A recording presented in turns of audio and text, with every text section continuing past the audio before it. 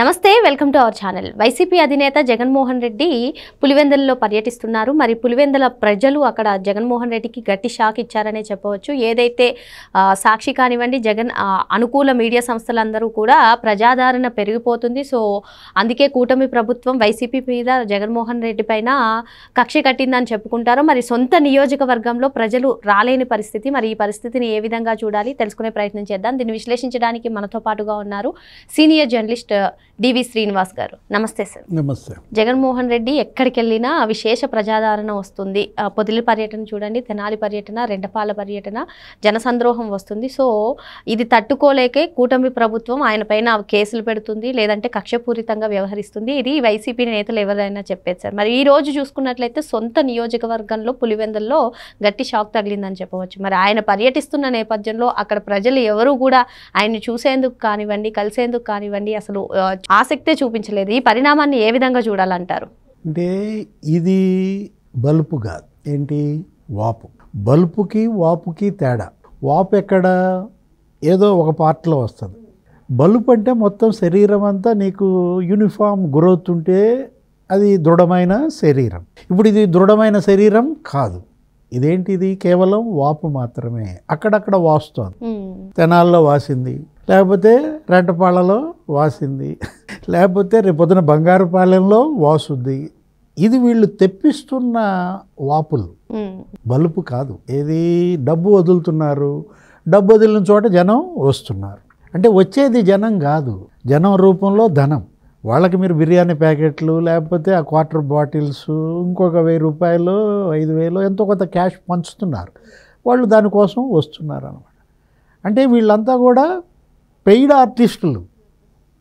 జగన్మోహన్ రెడ్డి గతంలో అమరావతి ఆందోళనని, అందులో పాల్గొన్న రైతుల్ని, మహిళల్ని పెయిడ్ ఆర్టిస్టులు అన్నారు. అసలైన పెయిడ్ ఆర్టిస్టులు ఇప్పుడు నీకు ఎక్కడ కనపడతారు? రెంటపాళ్ళ పర్యటనలో కనపడతారు, బంగారుపాలెం పర్యటనలో కనపడతారు. మరి పులివెందుల్లో ఏరియని అడిగావు. నిజంగా జగన్మోహన్ రెడ్డికి అంత విశేష ప్రజాదరణ ఉంటే ఆయన స్వగ్రామం, ఆయన సొంత నియోజకవర్గం కదా. ఇప్పుడు ఆయన ఆ జిల్లా, అసలు అక్కడ వాళ్ళ నాన్న, ఆ కుటుంబం వాళ్ళే కదా ఇప్పటి వరకు. ఎప్పుడు గత 45 సంవత్సరాలుగా వాళ్ళే ఏలుకుంటున్నారు. మరి జనం ఎందుకు రాలేదు అంటే అదే నీకు కనపడుతోంది. అధికారాంతమందున చూడవలే అయ్యవారి వైభోగములు, సౌభాగ్యములు. అయ్యవారు ఎవరిక్కడ? అయ్యవారిని చేయబోతే కోతి అయిందంట, అది ఇంకో సామెత. అంటే ఇవాళ జగన్మోహన్ రెడ్డి తన సొంత నియోజకవర్గ ప్రజలతోనే చిత్కరించబడే పరిస్థితి ఎన్నికల ముందు చూసాం. అదే ఏంటి, ఆ రోజు జగన్మోహన్ రెడ్డి భార్య భారతి మేడం భర్తకు ఓట్లేమని ప్రచారం చేస్తే వాళ్ళే నిలదీశారు. వాళ్ళ బంధువులే ఏమన్నారు, ఏంటమ్మా ఈ పాస్ పుస్తకాలు ఏంటి, ఈ జగన్మోహన్ రెడ్డి ఫోటోలు ఏంటి, నువ్వన్నా చెప్పమ్మా, రైతుల పాస్ పుస్తకాల మీద మీ ఆయన ఫోటోలు ఏంటి అని అడిగారు. నీకు అప్పుడే అనిపించలేదు?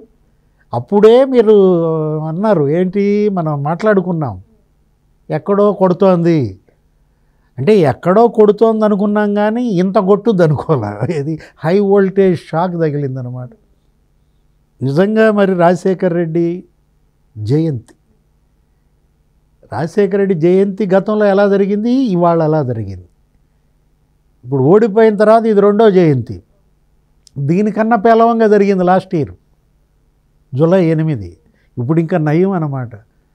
అంటే ఇవాళ కొంతమంది అన్న వచ్చారు, ఎవరు ఆ విద్యార్థులు, ఆర్కిటెక్ట్ యూనివర్సిటీ వాళ్ళు, యూనివర్సిటీ పెట్టానన్నావు, మా అందరితో తలా 15 లక్షలు ఖర్చు పెట్టి చదువుకున్నాం, ఇప్పుడు మాకు సర్టిఫికెట్లు అయ్యని వాళ్ళు అడుగుతున్నారు. నిన్న షర్మిల తిట్టింది. Architect university, YSR architect university అని పెట్టి జగన్మోహన్ రెడ్డి కనీసం కేంద్రం నుంచి దానికి గుర్తింపు తీసుకురాకుండా ఇవాళ వందల మంది విద్యార్థుల భవిష్యత్తుని చీకట్లోకి నెట్టాడు. వాళ్ళందరూ వచ్చారు, ఇవాళ వచ్చి నిలదీశారు జగన్మోహన్ రెడ్డిని. ఏదో చెబుతాడు, ఏంటి నేను గొప్ప వరల్డ్ క్లాస్ యూనివర్సిటీ పెట్టాను, చంద్రబాబు దాన్ని ఇచ్చేస్తున్నాడు అంటున్నాడు. ఏం చేసావు 5 ఏళ్ళు సీఎంగాను? ఒక్కొక్క విద్యార్థి 5 ఏళ్లలో 15 లక్షలు ఖర్చు పెట్టారంట. ఎవరిస్తారా డబ్బు వాళ్ళకి? డబ్బు సరే, విలువైన కాలం. వాళ్ళలో మొరాలిటీ దెబ్బతింటే ఆ బిడ్డల భవిష్యత్తు ఏంటి?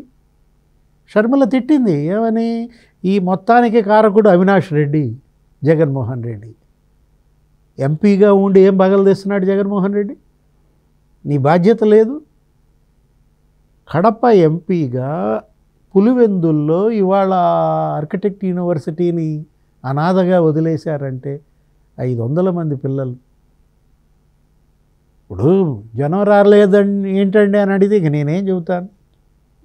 జనం ఎందుకని జగన్మోహన్ రెడ్డికి రావట్లేదంటే కారణం ఇదే, రప్ప భయపడి రాలేదా? అక్కడ చూసావు సింగయ్య అంటే ఇవాళ ఏం జరగలేదనుకుంటా. పులివెందుల్లో కారు కింద పడి ఎవరు చనిపోయే పరిస్థితి రాలా, దేవుడు ఉన్నాడు. అంటే ఇవాళ జగన్ వస్తున్నాడంటే, ఆయన వాహనం వస్తుందంటే ఏదో మహిషాసురుడు వస్తున్నట్టుగా, ఏదో యముడి గంటలు మోగుతున్నట్టుగా జనం డేంజర్ బెల్స్. 3 ప్రాణాలు బలయ్యాయి. ఎక్కడ? రెంటపాళ్లలో. కారు కింద పడేమో సింగయ్య, అంబులెన్స్లో మధు, ఇంకొకడు ఆ తొక్కిసలాటలో సత్తెనపల్లిలో జయవర్ధన్ రెడ్డి. అదేమంటే వాళ్ళని ఇళ్ళకి పిలిపించుకుని పరామర్శించానంటాడు. అంటే జగన్మోహన్ రెడ్డి ఇవాళ అడుగేస్తే మరి ఎంత అలజడి జరుగుతోంది, ఎంత విధ్వంసం జరుగుతోంది, ఎన్ని ప్రాణాలు పోతున్నాయి. విజయం వచ్చిందా? వచ్చినట్టుంది. కానీ విజయం వచ్చింది కానీ పాపం భయంగానే తిరిగినట్టుంది. ముద్దు పెట్టిందా? వచ్చిన ప్రతిసారి కొడుకు ముద్దు పెట్టే విజయమ్మ ఇవాళ ఎందుకని పెట్టలేదు? ఇటీవల కూడా జగన్మోహన్ రెడ్డి పార్టీ పెట్టినప్పుడు నేను మా అమ్మే ఉన్నామని చెప్పారు సార్. మరి ఈరోజు అమ్మ ఎందుకు కలిసి లేదు? వచ్చినా మీరు అన్నట్టుగా ఎందుకు ముద్దు పెట్టలేదు, ఎందుకు దగ్గర తీసుకోలేదు?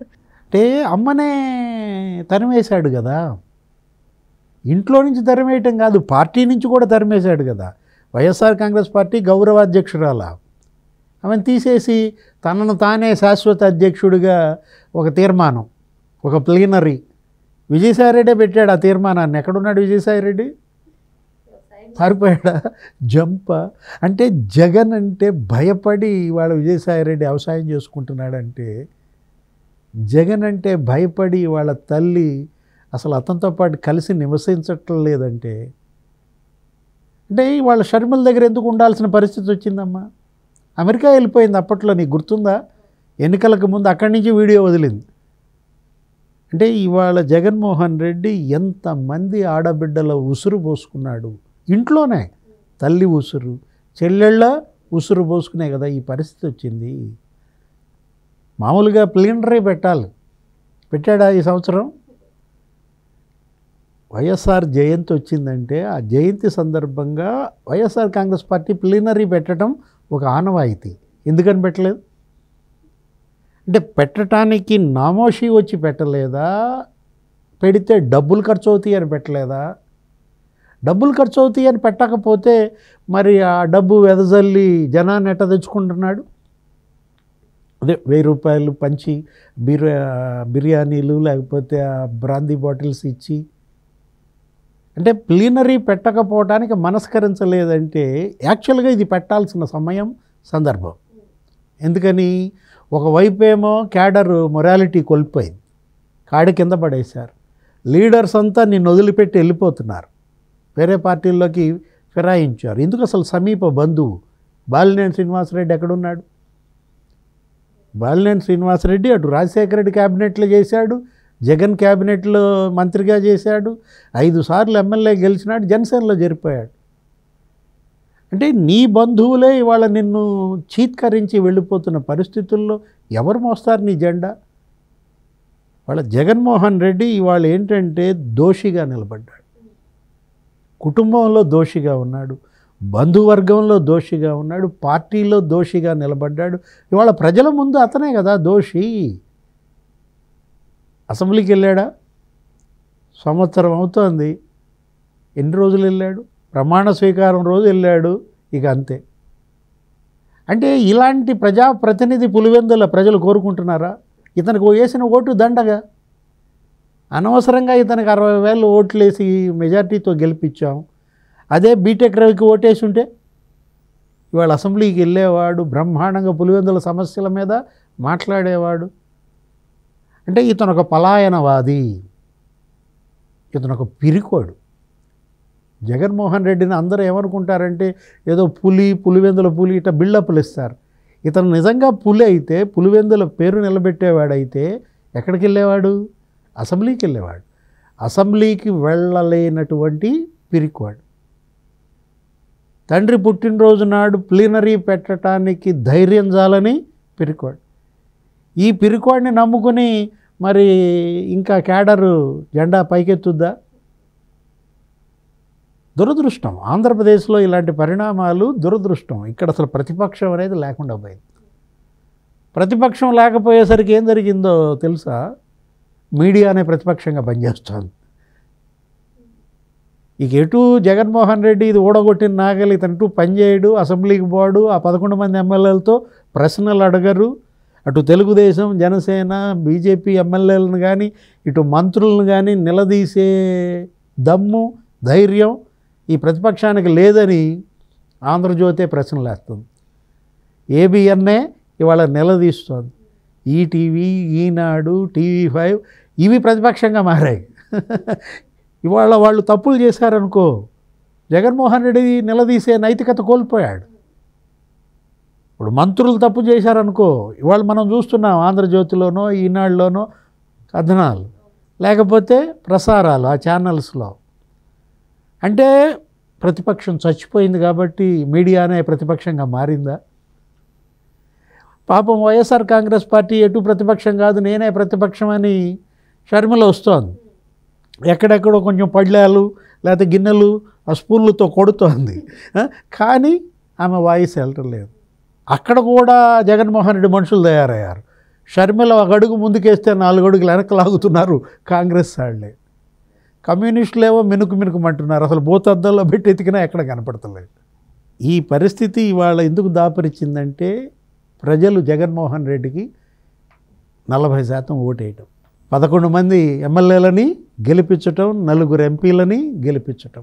అదే ఓట్లు కనుక కాంగ్రెస్కో, సిపిఐ, సిపిఎంకో వేసుంటే ఇవాళ బలమైన ప్రతిపక్షంగా వాళ్ళన్నా ప్రజల గొంతుకగా మారేవాళ్ళు. మరి చెల్లిని తల్లిని గెంటేసిన వారు ఇంకా ప్రజల్ని ఏం పట్టించుకుంటారు? అటువంటి పులివెందుల ప్రజలు జగన్మోహన్ రెడ్డిని కలవడానికి ఏమొస్తారని చెప్పి సార్ చెప్తున్నారు. మరో అంశంతో మళ్ళీ కలుద్దాం. Thank you sir. నమస్తే.